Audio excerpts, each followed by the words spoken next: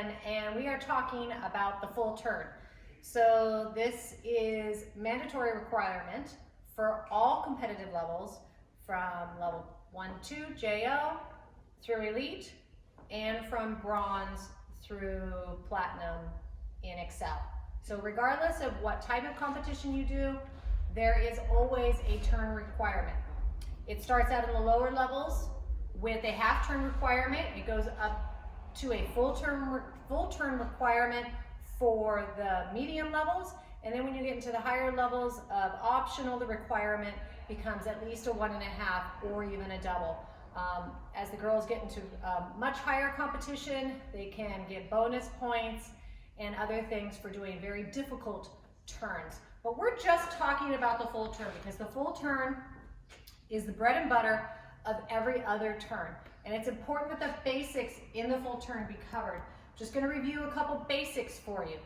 One basic, understand that releve is complete. That the releve is not this. That is not a locked out releve position. Obviously you can see my heel is down and there's this angle in my ankle. There should be no angle in your ankle. So this should be a straight line from the ball of the foot all the way to the knee, and then all the way up into releve with a locked leg. Now, it's important that while you're doing your turn, that you put pressure on the ball of the foot, the big toe, right below the big toe. That's the ball. A lot of kids think the heel is the ball, so you might have to explain that to them. Then, if you can also put pressure on the ball of the foot and then pull your pinky toe up. A lot of kids will say, my pinky toe gets caught and it hurts. Yeah, we have to train our toes to be pulling our toes up. In the lower levels, we call it, like Barbie feet or high heel feet, okay? So it's really important that they understand that the releve is completely locked out. Your ankles are completely locked out. Your stomach is tight, your glute is tight, you're squeezing your inner thighs together, and your quadricep is tight. So there should be no bend in the knee whatsoever in this full turn. The gesture leg is the leg that goes to the knee. I'm a lefty, meaning I'm left side dominant in my gymnastics. I write with my right hand, but I'm left side dominant. That's okay. You guys gotta ask the kids which foot they put in front for their cartwheel and their roundup. That's their dominant leg. That leg is the leg I turn on. I'm a lefty, so I'm gonna go and turn to the left. My right knee is gonna come up as the gesture leg. My hips stay flat as my knee comes up. When my knee comes up, if I sink into my hip or I lift my hip, this is incorrect. Hips have to stay flat, belly button pulled in to touch your spine. Squeeze the belly button tight, squeeze everything, drop the shoulders, back nice and straight. So this is your position for a full turn. I like to see them touch their fingers over their head in a straight line. The more straight over top of the beam, the better chance of them staying on the beam, right? Okay, so a full turn, just a quick demonstration. Full turn. The tighter and the higher they are in their full turns, the easier it becomes. Yes, they can do a turn like that. Obviously, I did it. It's not pretty, there's a lot of deduction in it, and you're never gonna take that turn any further.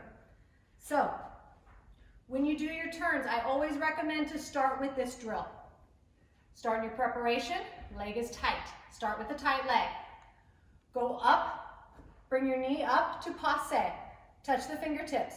Then, drop your arms to horizontal, bring them back up, quarter turn. Try to force that heel around every time. Now what I'm talking about doing by forcing the heel around is that when you go up to releve, try to bring this heel to turn you. If you try to turn with your upper body, your shoulders, your hips, you're disconnecting everything. The idea is for everything to be one unit. So as you go up, if you just think about staying everything really tight and then pulling that heel, that way it'll allow you to do all of your quarter turns. So you're gonna wanna go quarter, quarter, quarter, quarter, quarter all the way around, and then do it on your bad side. Do it on your opposite side. Go the other direction. It just keeps you stronger, okay? Quickly, let's talk about the finish.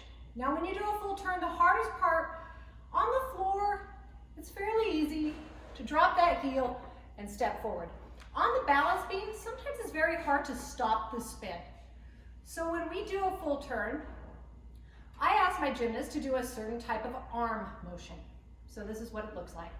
Start into preparation, arm out to the side, this arm in third, and take it out to the side, and passe up. Touch the fingertips over top of the head, nice straight arms.